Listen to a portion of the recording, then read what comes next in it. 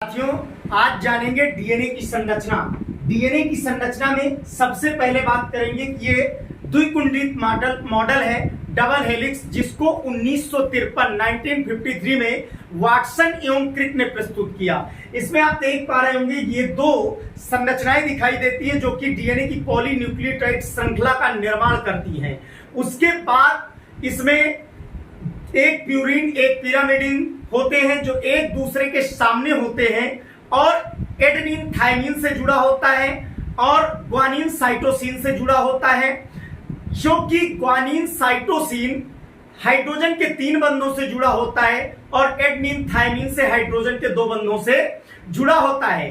प्रत्येक समाक्षर की दूरी की अगर हम बात करें तो अर्थात समाक्षर की दूरी का मतलब हो गया कि यहां पर ये 3.4 एंगस्ट्रॉम की दूरी पर होते, जबकि इन दोनों पॉलीन्यूक्लियोटाइडों की दूरी कितनी है तो इनकी है 20 एंगस्ट्रॉम। कितनी दूरी है? 20 एंगस्ट्रॉम दूरी है साथियों, जबकि प्रत्येक समाक्षर की दूरी 3.4 एंगस्ट्रॉम होती है।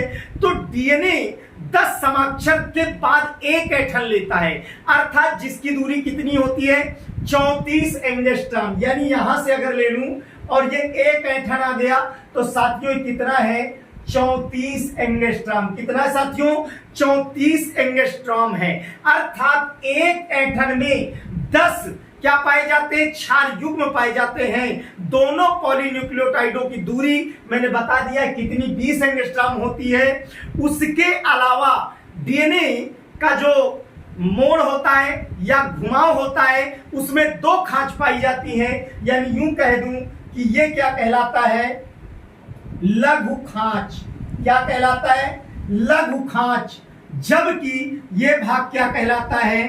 दीर्घ खांच। क्या कहलाता है साथियों? दीर्घ खांच कहलाता है। तो कहने का मेरे तात्पर्य है कि 2 पॉलीन्यूक्लियोटाइड है साथियों, अर्थात ये डबल हेलिक्स संरचना है। 1953 में वाटसन एवं क्रिक नामक वैज्ञानिकों ने इसका मॉडल प्रस्तुत किया जो द्विकुंडलित संरचना है। इन दोनों पॉलीन्यूक्लियोटाइडों के मध्य की दूरी 20 एंगस्ट्रॉम है। अर्थात ये जो संरचना दिखाई दे रही है, मीन्स मैं यूं कह सकता हूं कि प्रत्येक समाक्षर या समाक्षर की दूरी 3.4, एक ऐठन से दूसरे ऐठन के मध्य की दूरी 34 एंगस्ट्रॉम होती है। ये लघु खांच है, ये दीर्घ खांच है। 2 प्रकार की खांच पाई जाती है, और हाइड्रोजन के 3 बंध G और C और A और T के मध्य 2